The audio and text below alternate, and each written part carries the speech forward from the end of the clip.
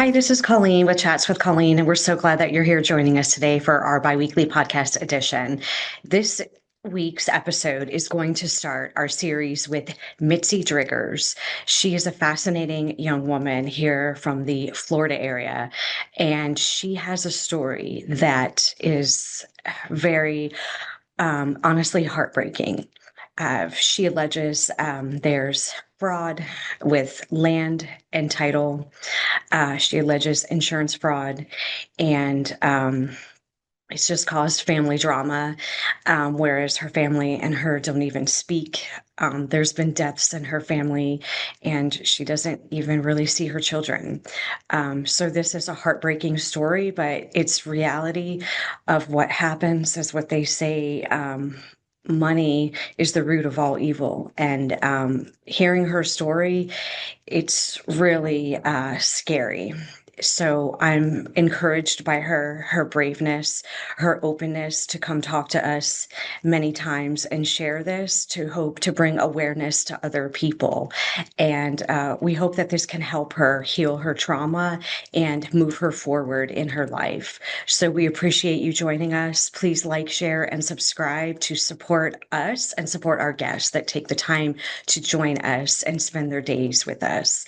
So thank you again and enjoy the show.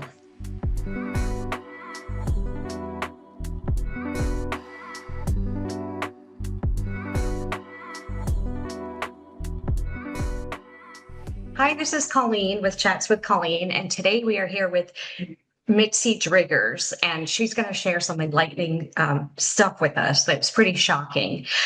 So first of all, for people who don't know you, who are you and where are you from? Where did you grow up, etc.? Well, my name is Mitzi, and I'm from small town of Lake Placid, located in Highlands County, um, in Florida. Mm-hmm. And I grew up there in Lake Placid, in between Lake Placid, and then when I got around fifth grade, my mother and my father had a divorce, so she moved us to Glades County, and we were back and forth from Glades County to where we were from in Highlands County, and just went back and forth from schools and stuff like that, until I got out of school at around 18 years old. And I've really been back and forth, and after that too, back and forth from Glades to Highlands. And but I had my home there in Glades for 15 years, and recently, I haven't really been positioned in one place, but same thing though. Highlands and Glades County, and some Okeechobee's right there. Those counties, Okeechobee, Glades, and Highlands, are all connected. Very, Very intertwined. close. Yes, everybody knows everybody in those places. They got a lot of land, but they're more land than people. So the population is very low. It's one of the largest, it is the largest county. Actually, Glades is the largest as far as land goes, but population, they are the smallest, I guess you could say. Population. Wow. That's some Florida history. So you've lived in Florida your whole life? Yes, my family is actually some of the first settlers of Florida. We came down on the Cracker Trail Oh, back wow. when all this started. We Mm-hmm. always had cattle, and we were farmers. My grandfather told me that my grandfather, Hardy Driggers, he was a great man, and he told me that our main crop was potatoes. And we were on the Withlacoochee River when we came down here on a barge. Also, we were fishermen, commercial fishermen. Other interesting tidbit, which I didn't know. So you went to high school in Okeechobee, or? No, Highlands County and Glades. I was back and forth. I didn't never go to school in Okeechobee. I went to college there for Indian River Community College for a little while too, Mhm. but that was in Okeechobee. Yes, but I didn't go to high school or anything like that there. Just college classes in Okeechobee. Interesting. And then what type of jobs did you ever have as you were Oh, growing up? mostly like when I was young, I helped my dad in his business. He had a sod cattle and citrus business. It was called D&B Enterprises. And when him and my mother were divorced, they called it D&D Sod and Cattle. And I helped my dad at a very young age. Our whole family started working at a very young age. We were taught to work cattle and drive the cattle to the, where we work them, and pasteurize, like not to vaccinate, and things like that in the pens. and separate them according to what we needed them separated to. And we helped do that, but mostly I helped my dad in the office and things like that, because I was a girl. So that was for the boys to do, mostly in my family anyways. But I always liked it. But yes, I started doing that at a young age. So I had some office experience. And then I began helping my mother. She had, when she divorced my father, she bought a bar and restaurant, like deal like the bar is called the Duck Pub. And I really spent most of my time working there for 27 years. I was running that place for her and making it what it Nice. was today. I really invented the menu, most of it. I that was my creations. And yeah, it was very slow when we first got it. We were lucky to sell maybe one drink a day, but Really? that oh yeah, that place was very, very, very desolate. There's not many people in that town, but it's right next to the Indian reservation, so there's potential for business there. But you have to be business minded and able to run it properly. But yes, that place could be a nice place, yeah. But I heard it's you know doing all right, but I So feel it's like still it could be much open. better. It's still Yes, it's still open. open. It's still open, but I heard the food isn't very good after I left. I don't Well, know. I'm sure because you're not I there. You was a cook. created the menu. Wow. Yeah, and I was, I didn't only create, I lived and breathed it. I cooked. I was there from the time they opened to the time they closed and everything Hmm. like that. It's so after that, I just been doing some really I don't know what you would exactly say, maybe investigating and um also putting together reports and things like that. And For your yeah, own for your own cases, etc. yeah, Hmm. for my family and entirely, and for the inheritance and the trusts and stuff that my grandparents left for my family that weren't executed properly. And I'm trying to. I started a business. It's called Driggers Asset Management, and I'm trying to recover assets that belong to my family and ensure that they are, either intact, entirely, or uh, either restored. That's my goal. How was your growing up? How was your relationship with your parents and your siblings or any other members of your family? Well, um, my family was very close. We had Sunday dinner after church every Sunday at my grandparents' house, and there was a lot of people there. It was so nice.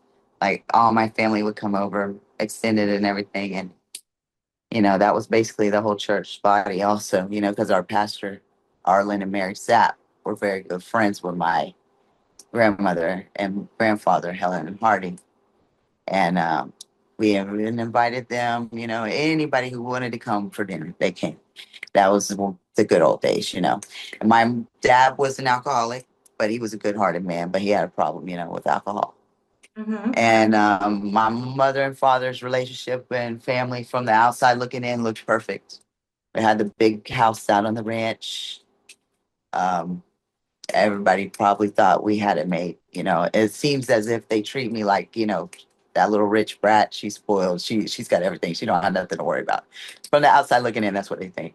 But in a home with alcoholics, and my mom was an alcoholic too. She just, not a lot of people know that. Well, if you know her, you do. But anyways, adult child of alcoholics. If you ever heard of ACA, they they hide things well. And when you got off from school, we kind of all just went our own separate ways. I went to my room. My parents are in there. Everybody's not in the living room together, in the evenings. Like I seen at my friend's house, and I didn't know that was not normal until I seen my friends, interacting with their parents and things. And it was definitely not, normal. But I never really knew that until I got older. And the things that I've learned lately, definitely would not call it a normal childhood, but it could have been worse. I always try to find the good in everything, it could always be worse. It could have been. So you mentioned an inheritance. So what happened with this inheritance? Who was the inheritance from and who was it left to? My grandparents, left this trust for us. When my mom and dad got a divorce in 1992, it was finalized. They started their trust. They created their trust with this Jimmy Kleinert, who was my cousin. He is a stockbroker and he owned Heartland National Bank. He created the trust for them back in 1992, one for my grandfather, one for my grandmother. And he also cashed the stocks out to the trustee in 2019. He confirmed with me on a phone call. He has now sold the bank out, Heartland National Bank out. So Seacoast has bought them out. And I still haven't got my stocks. Still haven't got my property. The Did you ever get any money or anything They out of did the give trust? us, yes, they paid out some. They did an informal accounting and they paid a portion to each beneficiary. But they have hidden assets, they have concealed accounts, and even in the formal accounting now that they have given us, still is nothing on there like that it should be. They've maybe included a few more things, but Jim's working on a response for that right now. I had 90 days to contest that and say I don't approve or whatever of that. So we're in the process of doing that now. I'm sure they're trying to delay that. So, because if I don't get that in, then, you know, there's like, I agree with what they've, sent What for the they say. formal, And then for the formal. how many people were included in the inheritance? You and your Well, siblings or my cousins or grandparents, they have four kids, and it was my dad and his brother, Danny, Mhm. and my Aunt Jackie and my Aunt Jill. The only living surviving child of them is my Aunt Jill. And her son, David Lott, has power of attorney over her.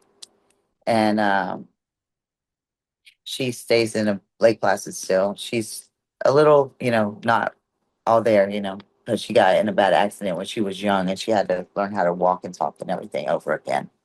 Oh, So my cousin David was only supposed to like control, because I seen the notes that my grandmother wrote in her filing cabinets, because I got all the files and everything when she passed. I went to the mhm. ranch and I took all the paperwork because my grandmother told me before she died that they were doing something bad and they were stealing from her. So she told me to get them papers, and I did. That was one of her last things. One of her last wishes, and I made Oh, sure and did that. wow.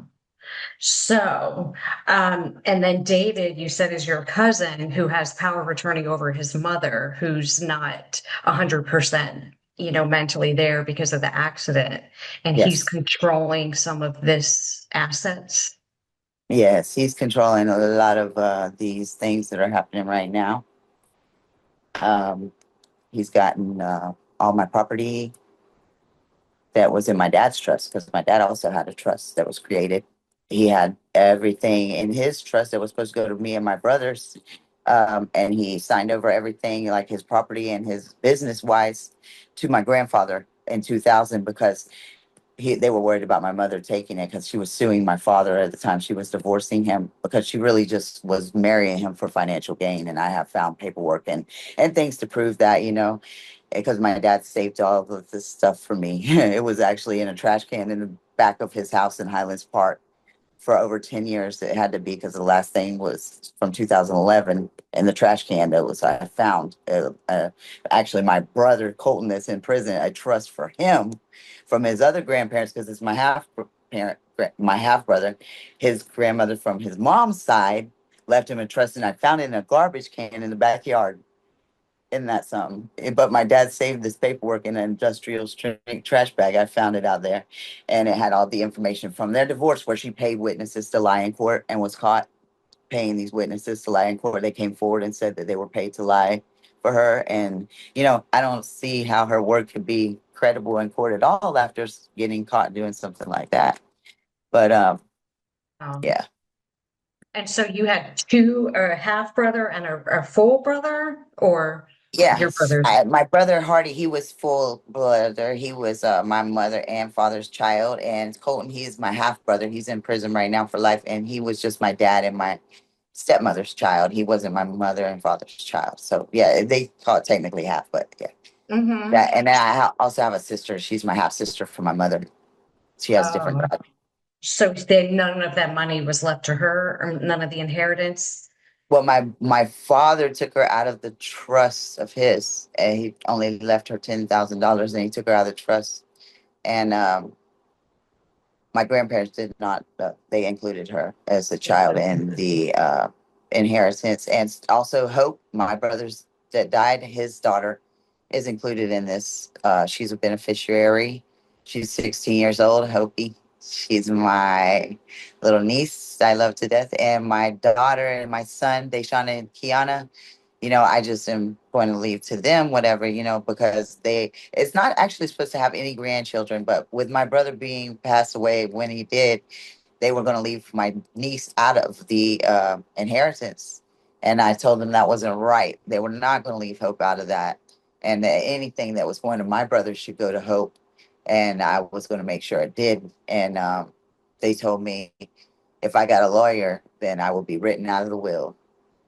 And I told them, well, I guess better start writing because I'm getting a lawyer. And it's been a challenge to get a lawyer, though, because, yeah, I don't know. They've been taking my money, thousands of dollars, and they been leading me on and wasting my time and just not really trying to help me at all. They're throwing me a rope and pretending like they're trying to help me, but they're not helping me. So I'm going to be filing pro se letter against in court. Well, for my inheritance, not against anyone, just to get what was mine in the first place. Just to get your inheritance, your portion back. And then you Yes. said your brother passed away. Hardy? Yes, my brother was killed in 2017, and I knew all along that something wasn't right, that he did not die of natural causes because he was only 35 years old, and everybody else knew it too. And I seen the look on my mom's face, and when people asked what happened, and she would reply that he died of natural causes. And I just was very confused by the response and the way she acted and the way she answered people whenever they asked about my brother. It was disturbing, to Oh. say And the that's her least. own child, right? That's her son? Yes, that Yes. was her son. She had life insurance put out on us when we were around 30 years old. I was told his someone like I heard everybody in Lake Placid knew before we knew. So yeah, I guess she has life insurance out on me now. But For I don't you. think it was, yeah, for both of us. She had took it out when we were around 30. She put a clause in the life insurance that said that he would probably pass this. Is there like a clause you can put in life insurance that says if they die of this, then you get an extra amount or something? Because they were telling me that she put in there he would have an overdose and then I would have a accident driving. If there's accidents, like if it's an accidental death, it wouldn't be from an accidental overdose. It would be like an accident, like a car accident, a plane accident, an accident at home. If you tripped over something, Yeah, I'm sometimes not you'll familiar. get additional funds, or like if you lost a limb, they would pay out a certain amount, because you were losing like an extremity. If you lost your eyesight, things like that. Um, if you lost your hearing, they would pay a portion of it. But it's unusual to me that she would have taken life insurance out on 30-year-olds and at that time, if you had children or a spouse or something, that would be something at 30 that you would take, possibly do for yourself. um you know It's it's also unusual that, when we were like preteens, that era of our life, she would have us she would write out this thing saying, like, if anything should happen to us, that we will leave everything to her. And I've never really, seen anyone ask their kid to sign something like that before either. That was very, disturbing. Oh, I didn't know what to think about it as a child. But when I got older, and then I seen her forge my brother's signature on a document after he died the next couple of days later, and I watched her take it I rode with her to the courthouse to take it and had it recorded. But she took it up to the property appraiser's office for some reason. I'm still not sure, but why she would do that. And I asked the people up there, and they told me that no document was there like that. So, but she's had a lot of ties in with the judicial and the police department there. So I'm not sure who's lying or what's going on, but I know I saw her sign my brother's name to a paper and take it there. So Oh, wow. So the assets that are involved, is it land, stocks and bonds, businesses? Is it all of yes, that? a corporation was called the Driggers Rockin' H Ranch, Mhm. and that was my grandparents' corporation.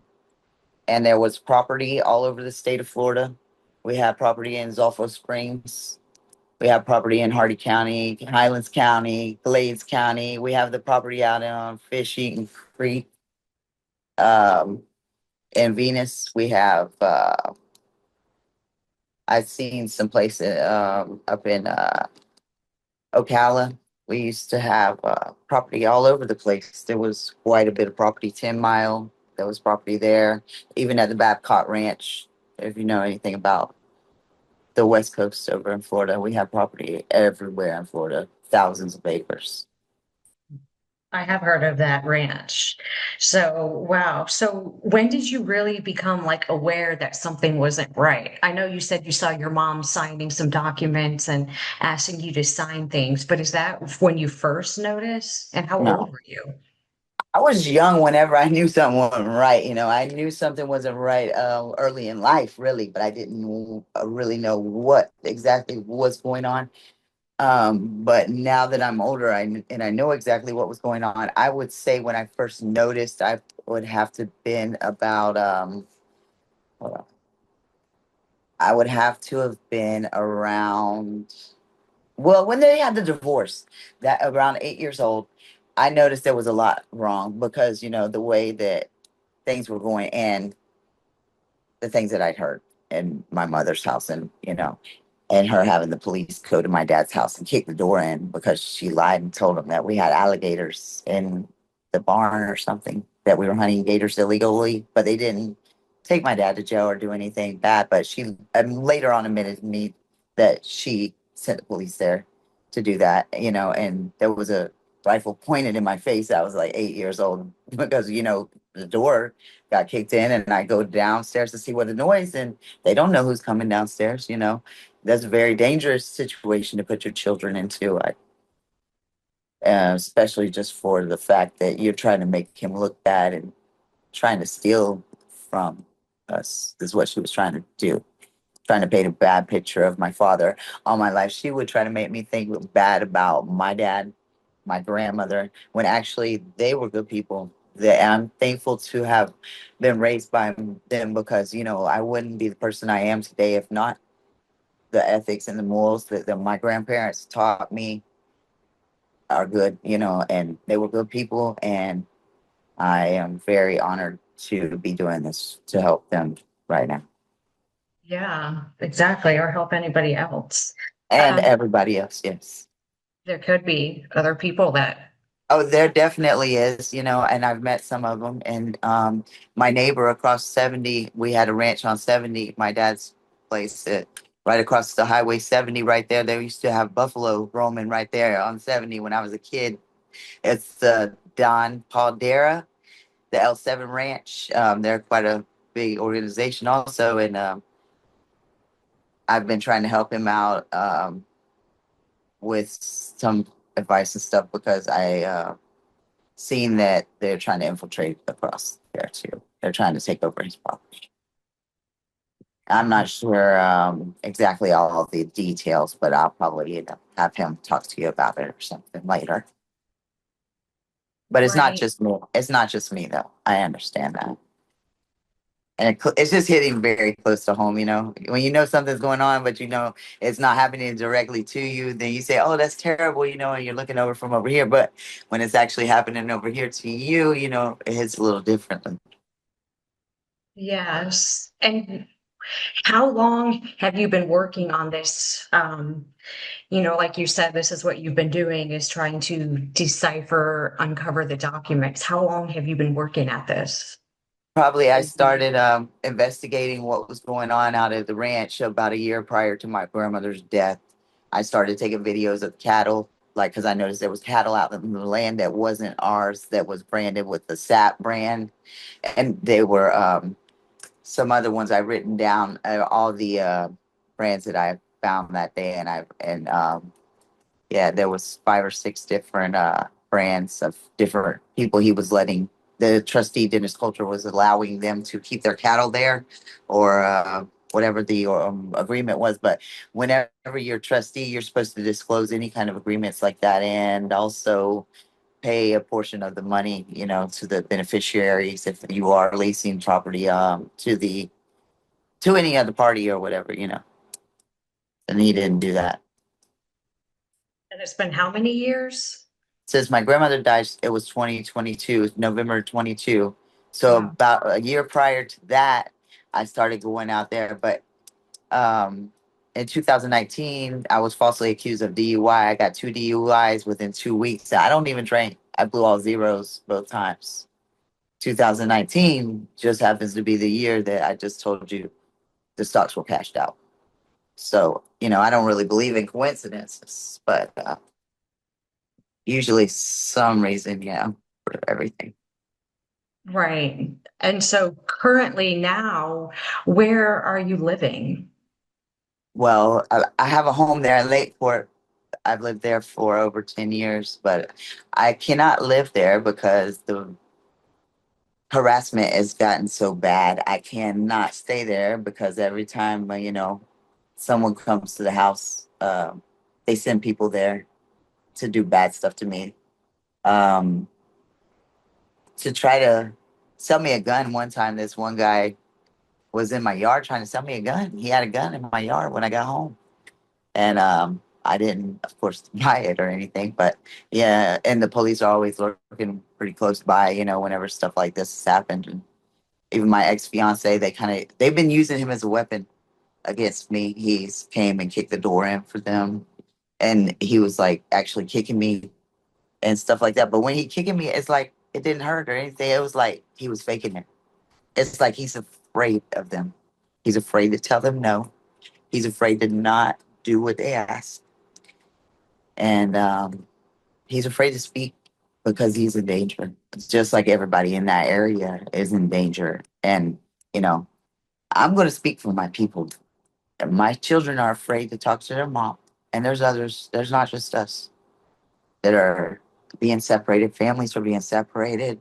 Um, People are going against each other that don't want to go against each other just so they can be safe. And the police and other people in power in that area are abusing their power, and um, they're hurting people, innocent people in my community and in my family, killing people, and nothing's being done. Why do you think they're doing this? I'm sorry that this is really emotional. Um, It's is okay. this is this They're doing all this for money. for That's money? why they're doing it. They're doing it out of greed, and they're doing it out of pure hate, because the people that are doing this already were rich when they started doing this to us. They got more money than they need already. And I feel like a lot of the reason I'm going through this is because of jealousy, pure jealousy, rivalries between extended family members and things that my father and my mother came here from Kentucky, living in her brother's car. Whenever she met my dad, first she was dating my uncle. I guess she found out he wasn't in a family trust, and because everybody knows about this trust, apparently they knew about it before I did. But after she found out that he wasn't involved in that, then she started dating my dad. So she divorced him the first time. I guess she didn't get all what she was looking for. So she remarried him. And when she divorced him the second time, I believe she had a plan, and she had others helping her also. And I have found documentation of that, because I will not sit here and say anything that I don't have documentation of.